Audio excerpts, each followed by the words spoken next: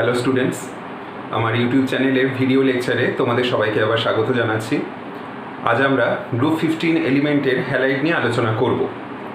Group 15 এলিমেন্টের halide দুই প্রকারের হয়ে থাকে, একটা হচ্ছে ট্রাই হ্যালাইড আর একটা হচ্ছে পেন্টা হ্যালাইড। নাইট্রোজেন থেকে শুরু করে বিসমাথ পর্যন্ত সমস্ত রকম ট্রাই হ্যালাইড যৌগ পাওয়া যায়। ট্রাই হ্যালাইড যৌগের মধ্যে ফ্লুরাইড আছে, ক্লোরাইড আছে, ব্রোমাইড আছে এবং আয়োডাইড আছে।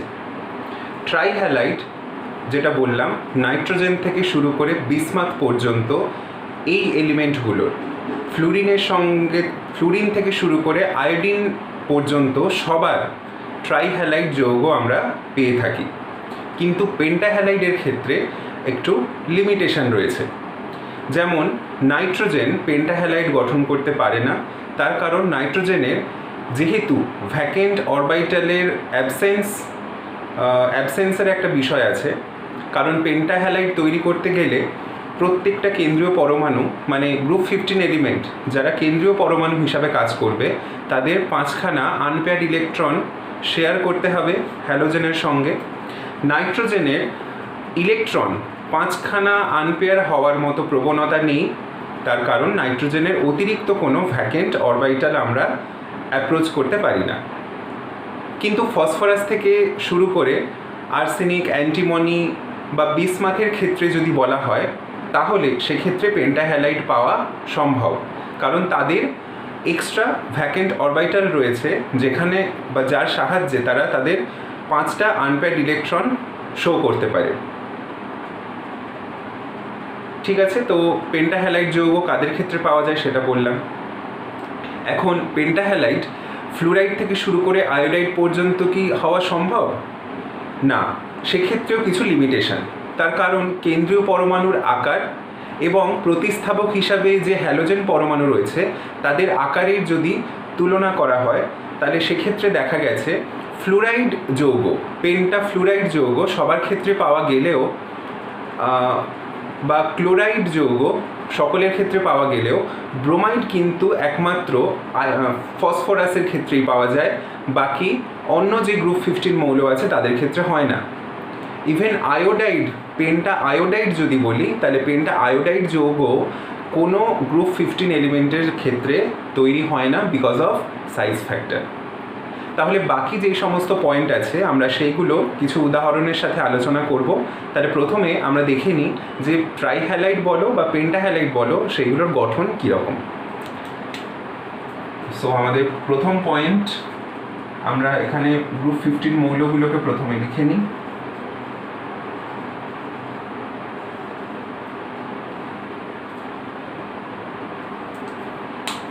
তো প্রথম যে ফর্মুলাগুলো লিখব তারা হচ্ছে ট্রাই হ্যালাইড।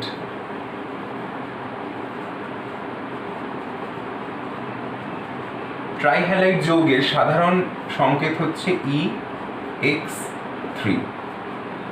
ই হচ্ছে গ্রুপ 15 এলিমেন্ট, EX3। তো এই নাইট্রোজেন থেকে বিসমাথ পর্যন্ত fluoride, chloride, bromide as well as iodide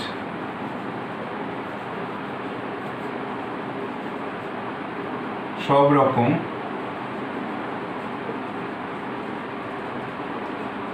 রকম হ্যালাইড যৌগ পাওয়া যায়। কিরকম? EF3 হবে, ECl3 হবে, EBr3 হবে এবং EI3 হবে। ট্রাই হ্যালাইডগুলোর ফর্মুলা এইরকম। সেটা নাইট্রোজেন বলো, ফসফরাস, আর্সেনিক, অ্যান্টিমনি বা বিসমাথ বলো না কেন, তাদের সবার ক্ষেত্রেই এরকম ট্রাই হ্যালাইড যৌগগুলো পাওয়া যায়। তবে এই ট্রাইহ্যালাইড যৌগগুলোর যদি আমরা পার্টিকুলার কোনো একটা এলিমেন্টের ক্ষেত্রে ভাবি, পার্টিকুলার কোনো একটা এলিমেন্টের ক্ষেত্রে ভাবি, সেই এলিমেন্টের ট্রাইহ্যালাইড যৌগগুলোর সুস্থিতি কীরকম হবে। মনে করো আমি নাইট্রোজেনের কথা বলছি। নাইট্রোজেনের NF3, NCl3, NBr3 এবং NI3 যদি এই একই কেন্দ্রীয় পরমাণুর মানে নাইট্রোজেনেরই 4টে ট্রাইহ্যালাইডের কথা আমরা তুলনা করি, তাহলে এদের স্থায়িত্বের ক্রম হবে স্থায়িত্ব ক্রমশ আয়োডাইডের দিকে কমছে। এটা হলো স্থায়িত্ব, তাপীয় স্থায়িত্ব বলো, তাপীয় স্থায়িত্ব। কারণ আমরা এই সমস্ত যৌগের ক্ষেত্রে স্থায়িত্ব কিভাবে বিচার করি? তাপ প্রয়োগের মাধ্যমে। ধরো এই যৌগগুলো রয়েছে, এবার এই যৌগগুলোর প্রত্যেকটাতে আমরা আলাদাভাবে তাপ প্রয়োগ করছি, তো দেখতে হবে কোন যৌগটা খুব সহজে বিয়োজিত হয়ে যাচ্ছে। তখন দেখা গেছে যে NI3 যৌগটা খুব সহজেই কম তাপের প্রভাবেও বিয়োজিত হয়ে যাচ্ছে, কিন্তু যেখানে NF3 বিয়োজিত হওয়ার জন্য আরও বেশি পরিমাণ তাপ লাগছে। তাহলে সবকটা যৌগের ক্ষেত্রেই ঠিক সেই ঘটনাটা হবে। ফসফরাসেরও যদি ট্রাইহ্যালাইডগুলো নেওয়া হয়, তাহলেও তাদের তাপীয় স্থায়িত্বটা এরকমভাবে পরিবর্তিত হবে। এখন তাপীয় স্থায়িত্ব এরকম পরিবর্তিত হওয়ার পেছনে কারণ কি? কারণ হচ্ছে বন্ধন শক্তি।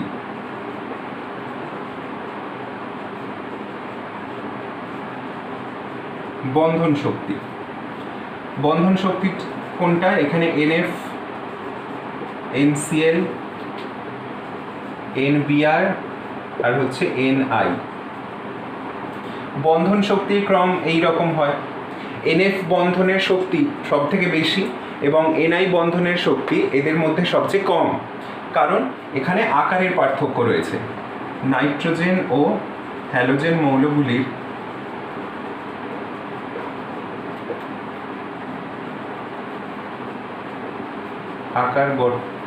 আকারগত পার্থক্য থাকার জন্য বন্ধন শক্তি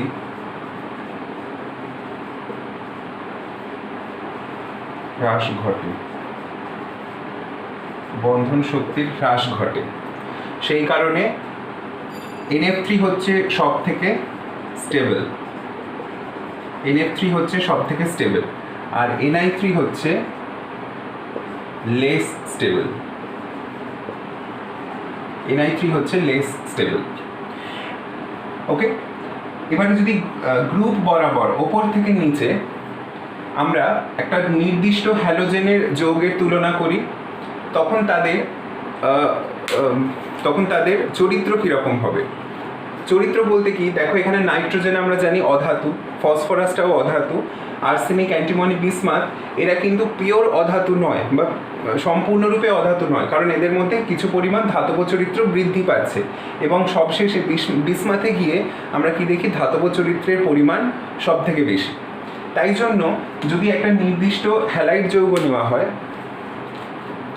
নির্দিষ্ট হ্যালাইড যৌগ যদি নেওয়া হয়,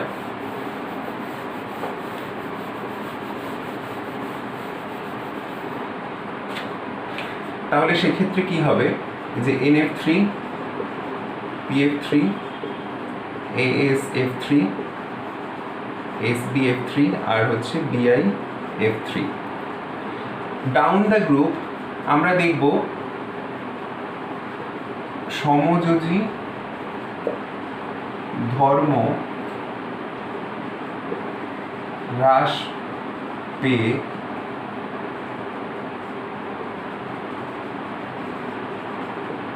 আয়নীয় চরিত্র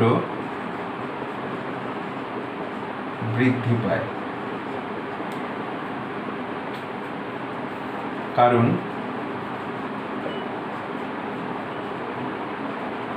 কেন্দ্রীয়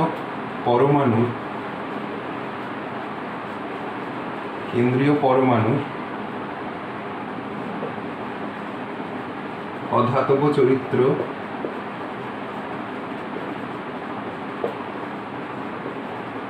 হ্রাস ঘটে ও ধাতব চরিত্র বৃদ্ধি পায়, ধাতব চরিত্র বৃদ্ধি পায়। ঠিক আছে, তো এই হলো ট্রাইহ্যালাইড যৌগের একটা প্রাথমিক ধারণা। এরপরে আমরা আরও বিশেষ কিছু পয়েন্ট নিয়ে আলোচনা করব ট্রাইহ্যালাইড সম্পর্কিত, তো সেইগুলো দেখা যাক। এখন ট্রাইহ্যালাইড কী ধরনের ফর্মুলা বিশিষ্ট আছে সেটা তো আমি বললাম। তো প্রথমে আমরা এর যে অন্যান্য বৈশিষ্ট্যগুলো রয়েছে সেগুলো আলোচনা করে নিই, তারপরে আমরা পেন্টাহ্যালাইড নিয়ে কথা বলবো। দেখো, নাইট্রোজেনের যে ট্রাইহ্যালাইডগুলো রয়েছে, শুরু করার আগে একটা কথা আমি বলে নিই তোমাদের। এখানে গ্রুপ 15 এলিমেন্টের যতগুলো আমরা হ্যালাইড যৌগ দেখলাম, অ্যাকচুয়ালি নাইট্রোজেন থেকে শুরু করে বিসমাথ পর্যন্ত তাদের ফর্মুলা যা যা দেখলাম, এখানে আমরা প্রত্যেকটা হ্যালাইড যৌগ নিয়ে আলোচনা করব না। আমাদের মূল উদ্দেশ্য হচ্ছে নাইট্রোজেন এবং ফসফরাস সংক্রান্ত যে যৌগগুলো রয়েছে তাদের আলোচনা করা। কারণ তোমরা এই চ্যাপ্টারে দেখবে নাইট্রোজেন এবং ফসফরাসকে আলাদাভাবে ডিটেলস করা আছে। সো আমরা এখানে ওই জন্য যে যৌগগুলো নিয়ে পড়বো সেগুলো মূলত নাইট্রোজেনের যৌগ হবে এবং ফসফরাসের যৌগ হবে, বাকিগুলো আমরা অতটা ফোকাস করব না। তো সেই কারণে আমি এখানে নাইট্রোজেনের হ্যালাইডগুলোকে প্রথমে লিখে নিচ্ছি।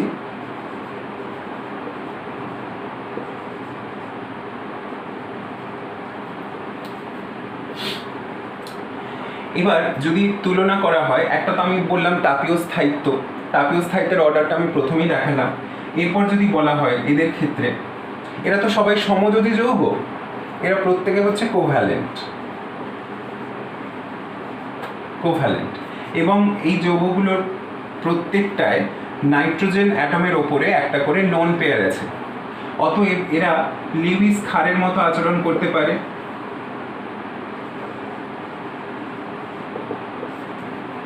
লিউইস বেসিসিটি আছে, লুইস বেসিসিটি বা লুইস ক্ষারকত্ব রয়েছে। তাহলে এবার যদি আমি প্রশ্ন করি যে লুইস ক্ষারকত্বটা এই প্রত্যেকটা হ্যালাইড যৌগের ক্ষেত্রে কি সমান হবে না আলাদা হবে? নিশ্চয়ই আলাদা হবে। তার কারণ এই নাইট্রোজেনের সঙ্গে মানে যে লোন পেয়ার নিয়ে আছে, এই লোন পেয়ারটা নাইট্রোজেন সেন্টারের থ্রু দিয়ে বা নাইট্রোজেন সেন্টারটাই কোনো ইলেকট্রন চাহিদা সম্পন্ন নমুনাকে ডোনেট করবে। কিন্তু সেই নাইট্রোজেনের সঙ্গে দেখো বিভিন্ন তড়িৎ ঋণাত্মকতা সম্পন্ন হ্যালোজেন পরমাণু যুক্ত আছে। তাহলে এই নাইট্রোজেনগুলোর ইলেকট্রন দানের প্রবণতা সব যৌগে সমান হবে না। তাহলে কীরকম হবে? যে যৌগে নাইট্রোজেন তীব্র তড়িৎ ঋণাত্মক পরমাণুর সঙ্গে যুক্ত থাকবে, সেখানে নাইট্রোজেনের ওপর ইলেকট্রন ঘনত্ব যেটা আছে, সেই ঘনত্বটা ওই তড়িৎ ঋণাত্মক পরমাণু নিজের দিকে আকর্ষণ করে রাখবে। নিজের দিকে আকর্ষণ করে রাখলে এই নাইট্রোজেন তার ইলেকট্রন ঘনত্বকে বাইরের কোনো নমুনাকে অতটা সহজে ডোনেট করতে পারবে না। কিন্তু Ni3-র ক্ষেত্রে যেহেতু আয়োডাইড, এখানে যেমন আমি কি বললাম, এখানে ফ্লুরিন অধিক তড়িৎ ঋণাত্মক পরমাণু, তাই ইলেকট্রন ডোনেশনটা এখানে কম হবে। আর যত আমরা এদিকে যাচ্ছি তত কি হচ্ছে, ক্লোরিন বলো, ব্রোমিন বলো বা আয়োডিন বলো, এই হ্যালোজেন পরমাণুগুলোর তড়িৎ ঋণাত্মকতা কমছে। তাই নাইট্রোজেনের ওপরে থাকা ইলেকট্রন ঘনত্বটাকে আয়োডিন বেশি পরিমাণে নিজের দিকে আকর্ষণ করতে পারছে না। ফলে নাইট্রোজেন খুব সহজেই বাইরের কোনো ইলেকট্রন চাহিদা সম্পন্ন নমুনাকে সেই ইলেকট্রন জোটটা ডোনেট করে দিতে পারবে।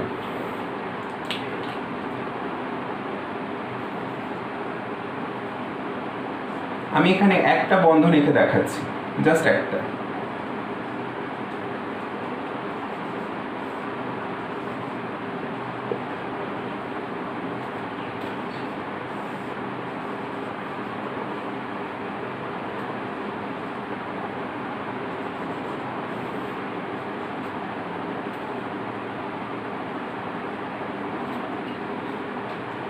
দেখো, ফ্লুরিন থেকে শুরু করে আয়োডিন পর্যন্ত এই হ্যালোজেন পরমাণুগুলোর আকার বাড়ছে।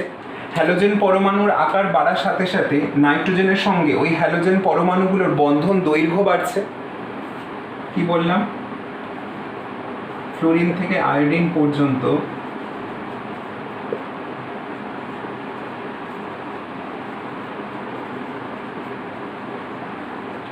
আকার বৃদ্ধির ফলে নাইট্রোজেনের সাথে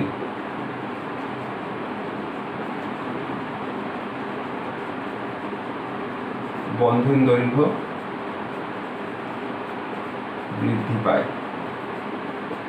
এখন বন্ধন যদি ছোট থাকে তাহলে ইলেকট্রন ঘনত্বকে খুব সহজে এই হ্যালোজেন পরমাণু নিজের দিকে আকর্ষণ করে রাখতে পারবে বা নিজের দিকে টেনে নিতে পারবে।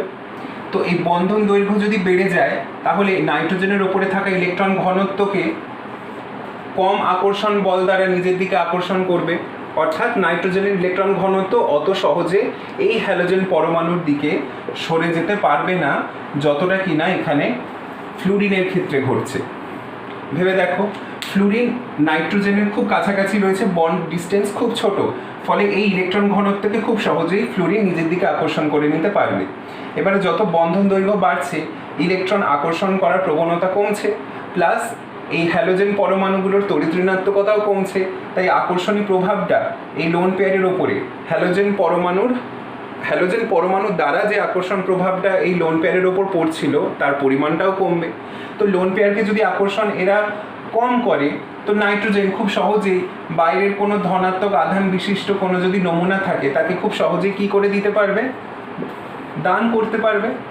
অর্থাৎ লুইস ক্ষারকত্বটা আমরা বেশি দেখব। এর ক্ষেত্রেও ডোনেশন হবে, এর ক্ষেত্রে ইলেকট্রন ডোনেশন হবে, কিন্তু অপেক্ষাকৃত বা তুলনামূলকভাবে কম হবে যতটা কিনা আমরা NI3 যৌগের ক্ষেত্রে দেখব। তাই লুইস ক্ষারকত্ব NI3 এর ক্ষেত্রে ম্যাক্সিমাম, তারপরে NBr3, then NCl3 and finally NF3। NF3 হচ্ছে দুর্বল Luis ক্ষারক।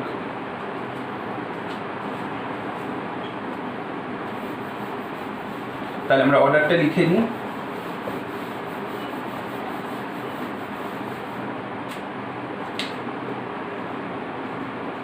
NF3 less than NCl3 less than NBr3 less than NI3। ঠিক আছে, নেক্সট পয়েন্ট,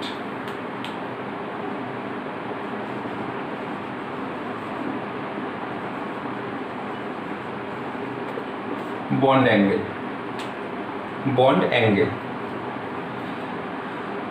বন্ড অ্যাঙ্গেল কি হওয়া উচিত?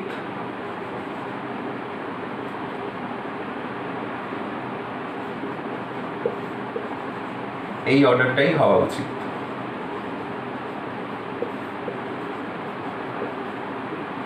কেন বলো তো?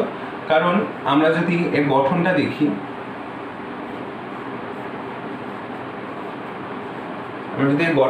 এর গঠন কিরকম? sp3 সংকরায়িত,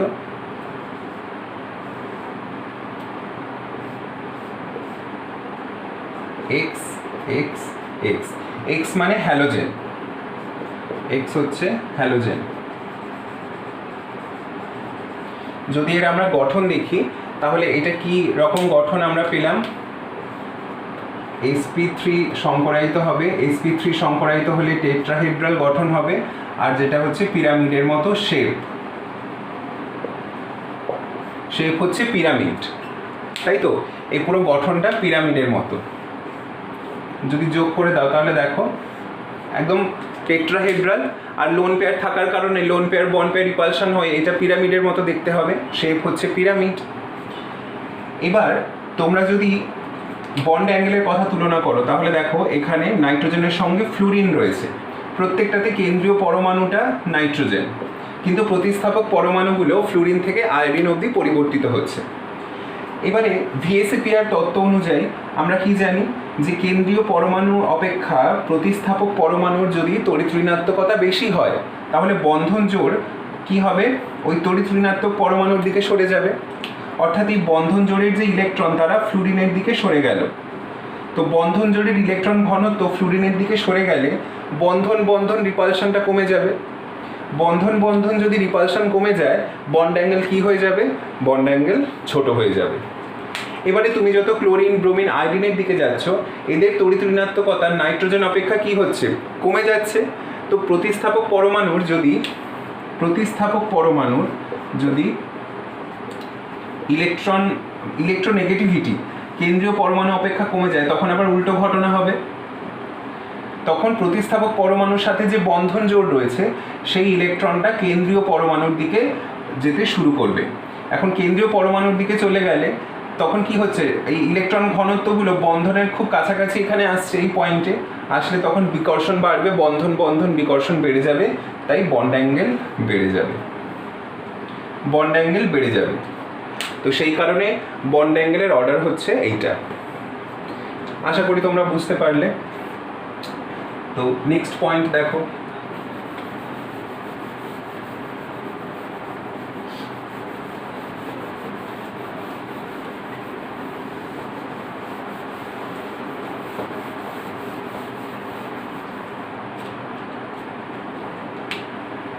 ঠিক একইভাবেই আমি তোমাদের একটা প্রশ্ন দিচ্ছি।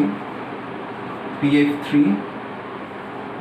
PCl3, PBr3 এবং PI3 এটার বন্ড অ্যাঙ্গেল তুলনা করবে।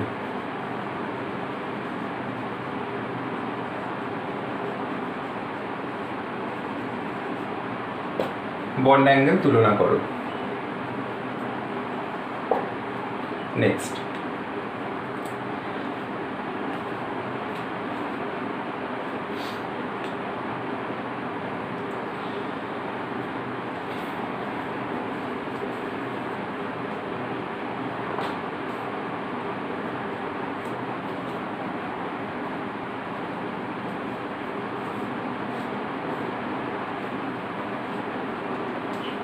আমরা যেরকম লুইস ক্ষারকত্ব নিয়ে আলোচনা করলাম, বন্ড অ্যাঙ্গেল নিয়ে আলোচনা করলাম, সেখানে আমরা লুইস আম্লিকত্ব আছে কিনা সেটা দেখি।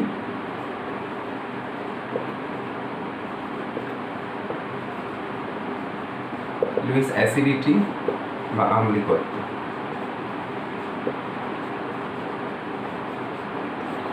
লুইস আম্লিকত্ব আমরা কিভাবে প্রকাশ করি? যদি কোনো নমুনা অপর কোনো নমুনার থেকে ইলেকট্রন জোড় গ্রহণ করতে পারে তবে আমরা তাকে লুইস অ্যাসিড বলে থাকি। তো তাহলে এখানে যে ট্রাইহ্যালাইড যৌগগুলো আছে তারা কি ইলেকট্রন জোড় গ্রহণ করার মতো ক্ষমতা রাখে সেটা দেখা যাক, তবেই আমরা লুইস আম্লিকত্বের বিষয়টা নিয়ে কথা বলতে পারবো। কেমন?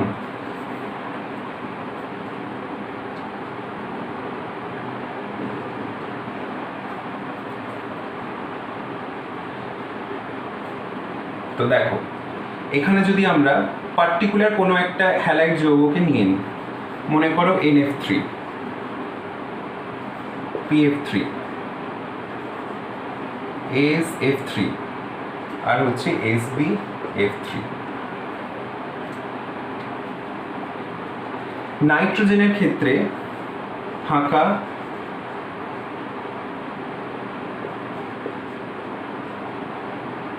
কক্ষকের অনুপস্থিতি।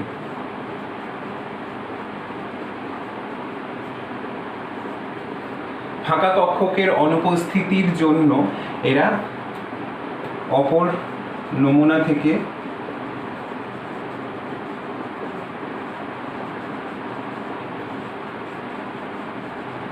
ইলেকট্রন জোড়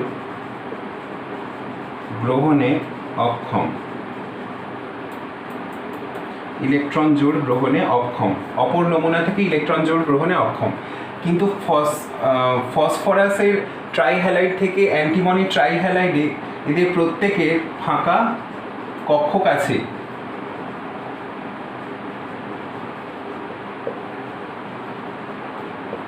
ফাঁকা ডি অরবিটাল আছে। কারণ তোমরা যদি ইলেকট্রনিক কনফিগারেশন দেখো তাহলে দেখবে এস আর পি হচ্ছে ভ্যালেন্স শেলের অরবিটাল। যেমন ফসফরাসের ক্ষেত্রে যদি দেখা হয় তাহলে তার লাস্ট শেল হচ্ছে 3s 3p, এটার পরে কি আছে 3d আছে। তেমনি আর্সেনিকের ক্ষেত্রে 4s 4p, তারপরে 4d আছে। অ্যান্টিমনির ক্ষেত্রে 5s 5p, তারপরে 5d আছে। তাহলে এদের আমরা বলতে পারি এদের প্রত্যেকের ফাঁকা ডি অরবিটাল রয়েছে যেখানে তারা ইলেকট্রন জোড় গ্রহণ করতে পারে।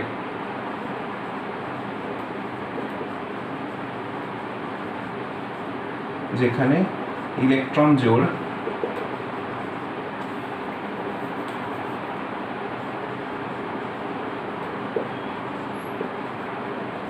গ্রহণ করা সম্ভব। তাই জন্য NF3-র লুইস অ্যাসিডিটি নেই। নাইট্রোজেনের ট্রাইহ্যালাইড যেগুলো তাদের লুইস অ্যাসিডিটি চরিত্র নেই, কিন্তু ফসফরাস থেকে শুরু করে অ্যান্টিমনি পর্যন্ত আমরা লুইস আম্লিকত্বের ব্যাপারটা ধারণা করতে পারি। এইবারে দেখা যাক এই যে তিনটে যৌগ রয়েছে, এই তিনটে যৌগের মধ্যে লুইস আম্লিকত্বের ক্রম কীরকম হবে, মানে কোনটা স্ট্রং লুইস অ্যাসিড হবে আর তারপরে কোনটা হবে, এবং শেষে মানে একদম লিস্ট বা একদম কম লুইস আম্লিকত্ব কে দেখাবে।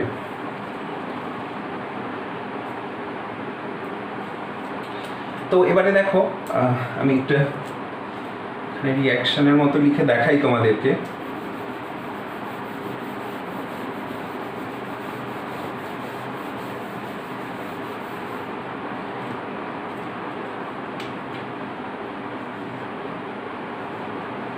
PF3 ASF3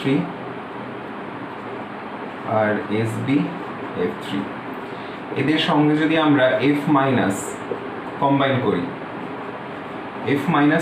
করি, প্রত্যেকটার সঙ্গে, তাহলে কি হবে?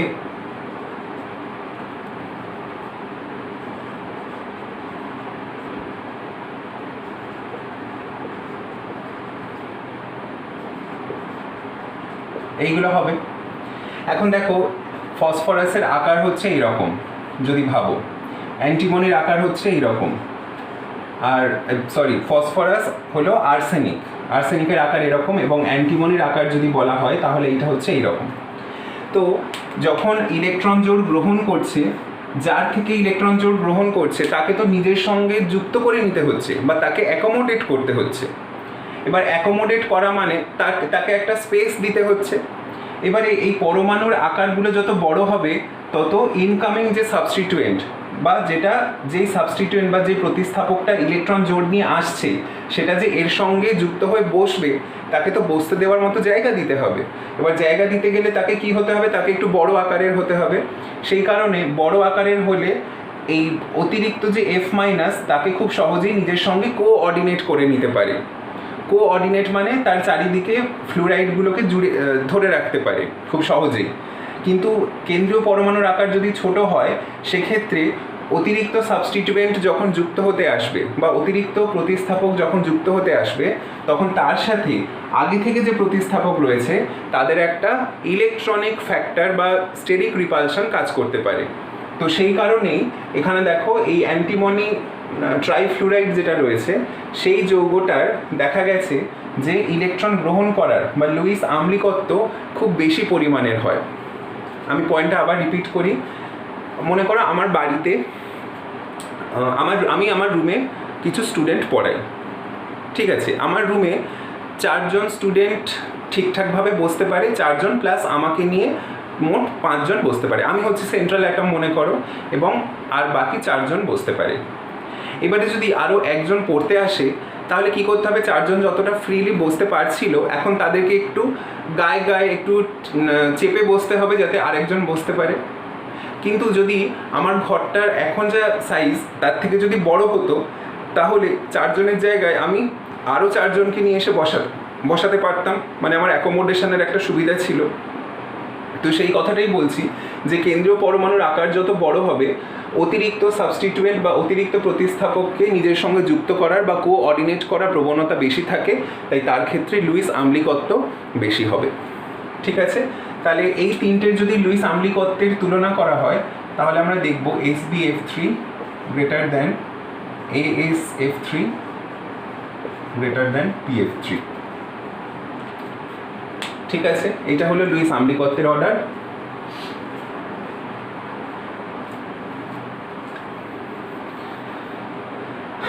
তো তোমাদের এই প্রশ্নটা ছিল, এটা তো তোমরা করবেই। থার্মাল স্টেবিলিটি বলে দিলাম, লুইস বেসিসিটি বলে দিলাম, লুইস অ্যাসিডিটি বললাম, বন্ড অ্যাঙ্গেল বললাম। এবারে দেখে নেওয়া যাক কিভাবে আমরা এগুলোকে প্রস্তুত করতে পারি। প্রিপারেশনের মধ্যে খুব কমন একটা প্রিপারেশন, যেটা সবার ক্ষেত্রেই প্রযোজ্য, গ্রুপ 15 মৌলগুলোকে সরাসরি হ্যালোজেনের সঙ্গে নিয়ে উত্তপ্ত করো, উত্তপ্ত করলেই সেখানে কি হবে, ট্রাইহ্যালাইড যৌগ তৈরি হবে। এই ক্ষেত্রে কিছু কিছু পেন্টাহ্যালাইড যৌগও তৈরি হয়ে যায়, তবে আমাদের সেক্ষেত্রে কী করতে হবে, পরিমাণটা একটা নির্দিষ্ট করে দিতে হবে। একটা নির্দিষ্ট রেশিওতে আমি গ্রুপ 15 এলিমেন্ট নেব আর তার সাথে হ্যালোজেন নিয়ে উত্তপ্ত করব নির্দিষ্ট অনুপাতে, যাতে সে ট্রাইহ্যালাইড করতে পারে। এছাড়াও আমরা যে অক্সাইড যৌগগুলো জাস্ট আগের ভিডিও লেকচারে পড়েছি, সেই অক্সাইড যৌগগুলোকে যদি আমরা হ্যালোজেন অ্যাসিডের সঙ্গে উত্তপ্ত করি বা বিক্রিয়া করাই, সেক্ষেত্রেও কিন্তু আমরা এই ট্রাইহ্যালাইড যৌগগুলো তৈরি করতে পারি। দুটো বিক্রিয়া দেখাই, খেয়াল করো।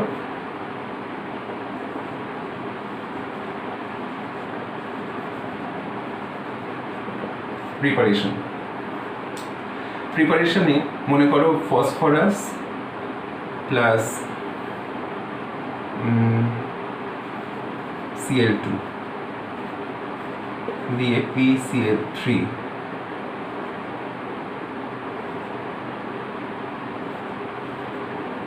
ফসফরাস ট্রাইক্লোরাইড হয়ে গেল। ধরো AS2O3 প্লাস HCl দিলে 2AS, আচ্ছা আগে ASCl3টা লিখি প্লাস H2O লিখি,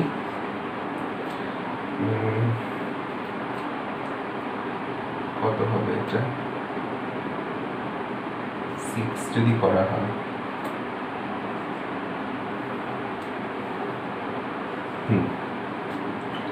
এইরকম ভাবে হতে পারে। ঠিক আছে, তো মোটামুটি এইরকমভাবে আমরা প্রিপেয়ার করি। সরাসরি আমরা গ্রুপ 15 এলিমেন্টকে নিয়ে হ্যালোজেনের সঙ্গে বিক্রিয়া করেও ট্রাইহ্যালাইড যৌগ তৈরি করতে পারি।